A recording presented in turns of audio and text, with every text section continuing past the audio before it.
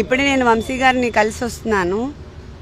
వంశీ గారు 2 సార్లు ఎమ్మెల్యేగా ఎలక్ట్ అయ్యి మాకు ఓన్గా మా అరుణ మెమోరియల్ ట్రస్ట్లో మా సొంత డబ్బుతో అన్ని కోట్లు ఖర్చు పెట్టి మేము సర్వీస్ చేస్తుంటే ఈరోజు జస్ట్ 20,000 కోసం ఆ కంప్లైనెంట్ సత్యవర్ధన్ అనే అతన్ని మేము ఎక్స్టార్షన్ చేసాము అని పెట్టారు. అది ఎంతవరకు నమ్మశక్యం అనేది నాకు అర్థం కావట్లేదు. జస్ట్ 20,000 కోసం అలా ఆ కేసు చాలా ఇదిగా ఫ్యాబ్రికేట్ చేస్తూ ఉన్నారు. ఆ అబ్బాయి మీద ప్రెషర్ తీసుకొచ్చి మనము 20,000 కోసం ఆ అబ్బాయిని అబ్డక్ట్ చేశామని అలా చాలా డిఫరెంట్గా ఫాల్స్ అలిగేషన్స్ ఫ్యాబ్రికేట్ చేసేస్తూ ఉన్నారు. అండ్ మనము ఫిజికల్ థ్రెట్ ఉంది అవన్నీ మనం చెప్పాము. ఇక్కడ వంశీ గారికి ఆ టెయిల్ బోన్ ఫ్రాక్చర్ ఉంది, అందరికీ తెలుసు. కొన్ని బ్రీదింగ్ ఇష్యూస్ అవన్నీ ఉన్నాయి.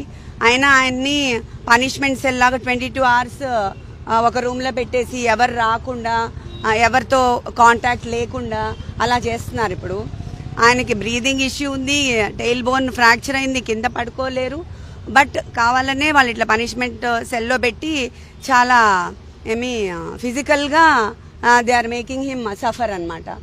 సో ఇది ఎంతవరకు కరెక్టో అది మనకి పబ్లిక్ అందరికీ తెలియాలి అని నేను చెప్తున్నాను. ఇది ఫుడ్ అంతా నేను ప్రయారిటైజ్ చేయట్లేదు. మన హెల్త్ ఒకటే మేము చాలా ఇంపార్టెంట్గా చూసుకుంటున్నాము. ఫిజికల్ హెల్త్ కాకుండా వాళ్ళు మెంటల్గా కూడా ఆయన్ని అలోన్గా పెట్టి కొంచెం మెంటల్గా లో చేసి డిప్రెషన్ గురి చేయాలని ట్రై చేస్తున్నారు. సో మాకు ఆ ఫిజికల్ టార్చరు అండ్ ఆల్సో ఈ ఫాల్స్ అలిగేషన్స్తో ఎక్స్టార్షన్ పెట్టాలని అవన్నీ ట్రై చేస్తున్నారు ప్రజెంట్ కేసులో. సో అవన్నీ కూడా చాలా ఫ్యాబ్రికేట్ చేసి ఫాల్స్ కేసెస్ పెడుతున్నారు. ఆ ఫాల్స్ కేసు మీద ఈయన టార్చర్ చేయడం అది ఎంతవరకు జస్టిఫైయబుల్ అని నేను అడుగుతున్నాను ఈ ప్రజాముఖంగా. అంతే.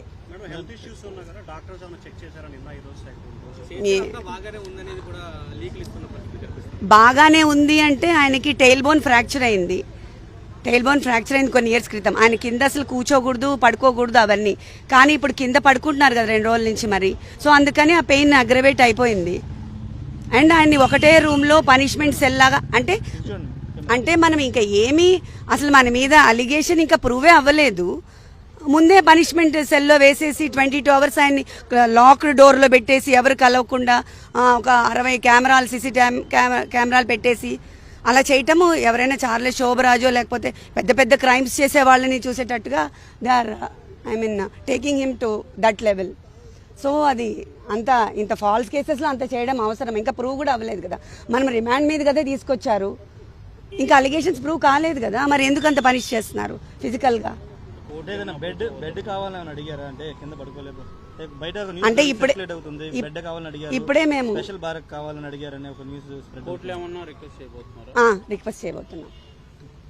రిక్వెస్ట్ చేయబోతున్నాం మేము అది ఇప్పుడే. ఎందుకంటే ఆయన కింద పడుకోలేరు, కింద నుంచి లేవాలి ప్రతిసారి.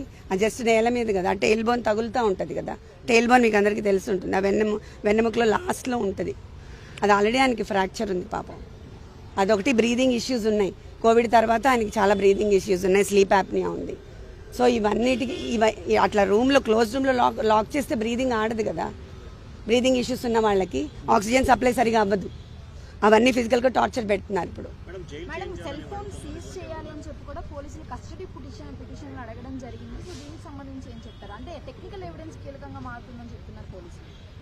నాకు దీని గురించి ఐడియా లేదండి. సత్యవర్ధన్ అరెస్ట్ చేసి తీసుకున్నారు, అదుపు తీసుకున్నారు, స్టేషన్లోనే ఉంచారు. ఇప్పటికి వచ్చి ఎక్కడ మెజిస్ట్రేట్ ముందు కూడా ఆధారపడలేదు. ఎలా చూస్తారు దాన్ని? అంటే ఆయన్నే కిడ్నాప్ చేశారనేది కదా కేసు. అదే కదా చెప్తున్నాను. సత్యవర్ధన్ని మేము ఎందుకు కిడ్నాప్ చేశామంటే 20,000 కోసం అంట. అది అసలు ఏమైనా నమ్మశక్యంగా ఉందా? 2 సార్లు ఎమ్మెల్యేగా చేసి మాకు ట్రస్ట్ ఉంది, ఎన్ని కోట్లు ఖర్చు పెట్టాం, ఎంత సర్వీస్ చేసాం మేము. 20,000 కోసం చేస్తామా? అదంతా ఫాల్స్ కదా.